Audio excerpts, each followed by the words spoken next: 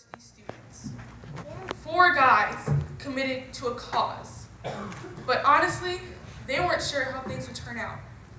They had no idea that many years later, they, Joseph McNeil, Franklin McCain, Izell Blair Jr., David Richmond, would one day be known as the Greensboro Four. We had one common dream, that one day all people would be treated equally, no matter what the color of their skin.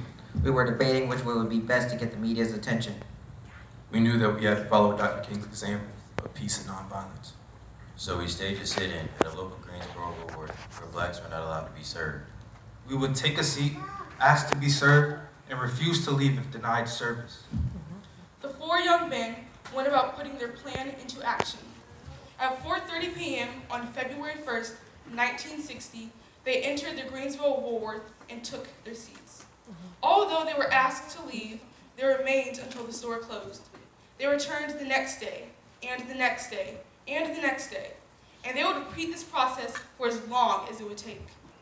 They hoped to disrupt the working hours and the customers so much that the damage to Woolworth's profits would cause them to desegregate out of necessity to keep the business afloat. The next day, we were encouraged by the support of more than 20 black students who came to the store to join us. Students from Bennett College, a college for black women in Greensboro, came also. The students who joined us read books and studied quietly as whites made fun of them.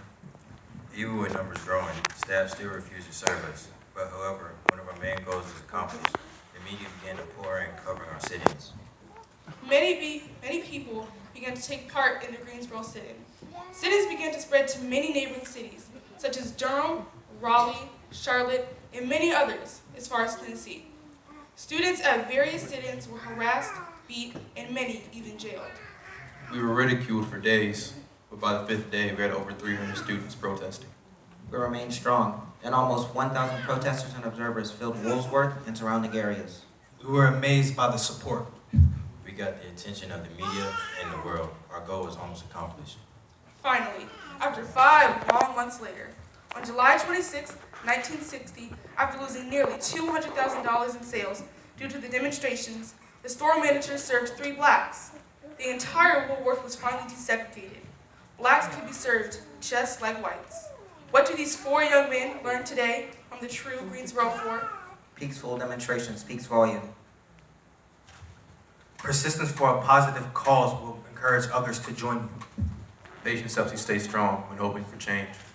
And now, as young, smart African Americans, we all learned that Victories are won at great cost. Thank you to those who have gone before us.